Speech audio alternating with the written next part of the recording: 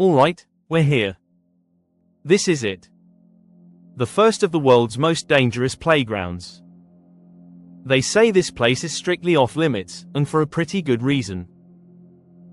Picture a fairground, built for a huge celebration, that never saw a single visitor. A place that was supposed to open for a massive May Day festival but was sealed in silence forever by a nuclear explosion just days before its debut. This is the Pripyat Amusement Park, sitting in the shadow of Chernobyl, and its deadliest secret isn't a ghost story, it's radiation.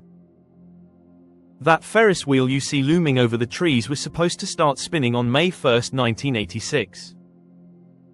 But on April 26, just a few kilometers away, Reactor 4 of the Chernobyl nuclear power plant blew apart, covering this entire city in a poison you can't see, taste, or smell.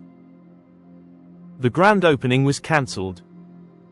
The city's 50,000 residents were evacuated. And this park, it was just left to rot, guarded by an invisible enemy. We're going to head inside. Let's do this.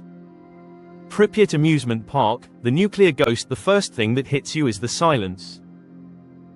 It's heavy, almost unnatural. There are no birds, no insects, just the sound of the wind whistling through the skeletons of these rides. Every step kicks up dust that you just have to hope isn't radioactive. The Geiger counter I'm holding is already starting to click. This isn't just trespassing, it's a very calculated risk. And look at this, the bumper cars. They're just sitting here, waiting for kids who never got to ride them.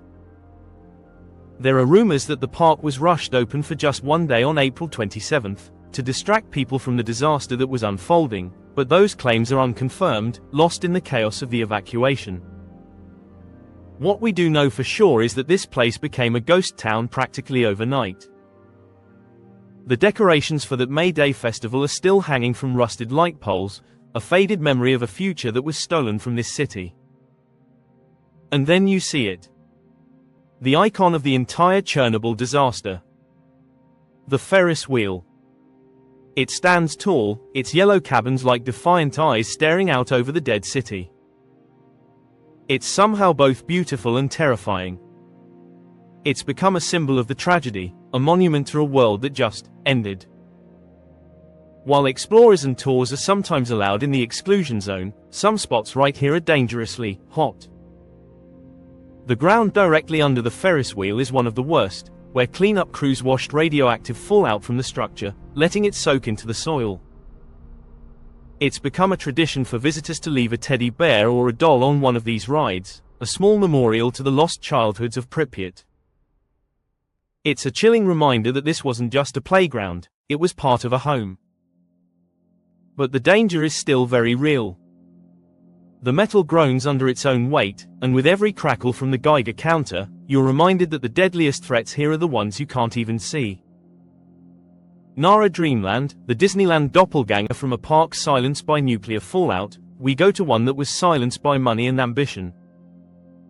Our next stop is now nothing more than a memory. For decades, it was Japan's most infamous abandoned park, Nara Dreamland. Imagine a place that wanted to be Disneyland so badly, it copied it almost exactly, but without asking for permission. Opening back in 1961, Nara Dreamland was a pretty brazen knockoff. It had its own fairy tale castle, a Main Street USA, even a monorail and a jungle cruise. And for a while, it actually worked.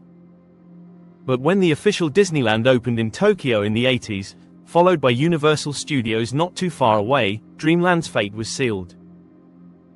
Fewer and fewer people came, and in 2006, the dream was over. The gates were locked for good, and the park was left to be swallowed by nature. For the next 10 years, it was a paradise for urban explorers. Vines crept up the tracks of the Aska, a giant wooden roller coaster. The park's centerpiece castle, once bigger than the one in California, started to crumble and fade. A huge pirate ship sat rusting in a murky pond, a graveyard of forgotten fun. But getting in was a serious risk. The place was heavily patrolled, with security guards, motion sensors, and dogs making any visit a nerve-wracking experience. The dangers inside were just as real, from asbestos-filled buildings to rotting wooden structures ready to collapse. But unlike Pripyat, which is frozen in time by its tragedy, Nara Dreamland's story has a definitive end. The bulldozers moved in around October 2016, and by the end of 2017, the entire park was gone. The castle, the coasters, the forgotten mascots, all of it was torn down to make way for new developments. We can't go inside today, because there's nothing left to see. All that's left are the photos and the stories from people who dared to sneak past the guards to walk through Japan's illegal Disneyland one last time. Ho Thuỷ Tiên, the Dragon's Lair. Not all dangerous playgrounds are ghosts of the past. Some are still around, just not in the way their creators planned. Welcome to Vietnam, near the city of Hue, and the abandoned Ho Thuỷ Tiên water park. This place isn't just rotting away. It's been reclaimed by the jungle, and for years, local legend said its waters held a terrifying secret. The main attraction here is a massive, three-story dragon, its concrete body wrapped around a huge, spherical aquarium in the middle of a lake. You can climb up through the dragon's body, up a set of crumbling stairs, and stand inside its gaping mouth to look out over the whole decaying park. It's an incredible sight. The park was built in the early 2000s, but it was a financial mess from day one. It opened for a short time in 2004 while it was still unfinished, then closed down for good, leaving everything to be overgrown. The water slides, now covered in moss and leaves, look like they just drop you right into the jungle. The pools are filled with dark, stagnant water. And for years, the legend of this place grew because of what people said was left behind in that water. The story goes that when the park was abandoned, so were its live crocodiles, left to fend for themselves in the dark enclosures. Early explorers talked about hearing strange noises and seeing shapes moving in the water below. Can you imagine slipping on one of these slides and ending up in there? Eventually, any animals on the property were reportedly rescued and moved somewhere safe, but the legend stuck around. The park itself is a hazard. The buildings are unstable, the slides are slick with moss, and you constantly feel like you might step through a rotten floorboard. Despite its creepy reputation, or maybe because of it, the park became a huge draw for travelers. There was even talk of renovating and reopening it, but for now, it's a haunting ruin where a concrete dragon guards an empty, wild kingdom. This is all pretty wild. From radioactive parks to crocodile rumors, these places are a world away from your neighborhood swing set. If you're finding this trip into the forbidden as fascinating as I am, do me a quick favor and hit that subscribe button. We have more secrets to uncover, and you won't want to miss where we're going next. Western Village, the cowboy apocalypse. Our next stop takes us back to Japan, to a place that feels like it was pulled straight out of a horror movie. Picture a Wild West town, not in America, but tucked away in the mountains of Tochigi. Now, imagine it's completely abandoned, except for its residents, hundreds of animatronic cowboys, frozen in place, their plastic eyes staring out from the shadows. This is Western Village. Opened in 1973, this park was one man's dream to bring the American frontier to Japan. It had everything: saloons, a sheriff's office, a bank, and even a replica of Mount Rushmore. The biggest draw was the animatronic shows, where robotic cowboys would have shootouts or play poker. But just like Nara Dreamland, the park couldn't keep up with bigger, newer attractions. It closed its doors in 2007, leaving its robotic citizens to their silent fate. Walking through Western Village before it was torn down must have been one of the creepiest experiences ever. You could push open the doors to a saloon and find a robot bartender covered in cobwebs, his hand still gripping a dusty bottle. In the bank, a robotic John Wayne lookalike stood guard over an empty vault. Their synthetic skin was peeling and their mechanics were rusted, but they had this unsettling presence, like they could twitch back to life at any moment.